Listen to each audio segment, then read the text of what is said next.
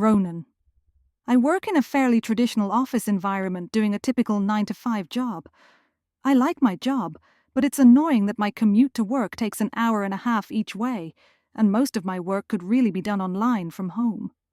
But my boss doesn't seem to trust that we will get any work done if left to our own devices, and everyone in the company has to clock in and out every day.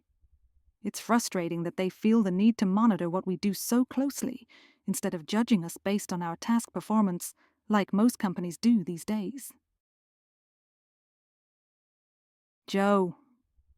I used to do a typical 5-day week, but after I came out of my parental leave, I decided that I wanted to spend more time with my children before they start school.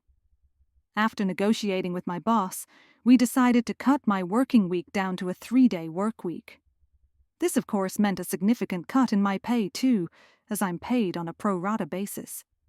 I've since noticed, though, that my workload hasn't decreased in the slightest. I'm now doing 5 days' worth of work in 3 days, but getting paid much less for it. I find myself having to take work home just so that I can meet the deadlines.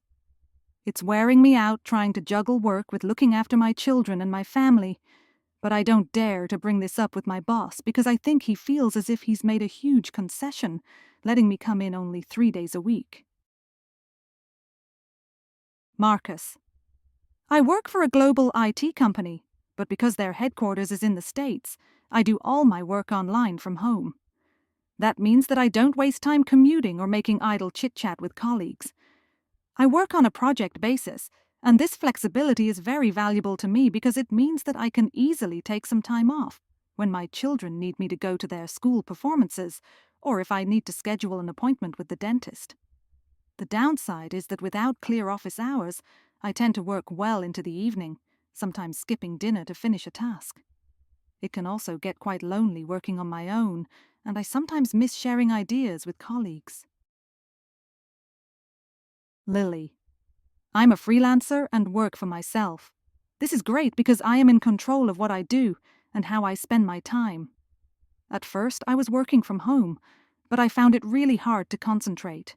There were just too many distractions around. Housework that needed doing, another cup of tea, my family members wanting my attention for various things.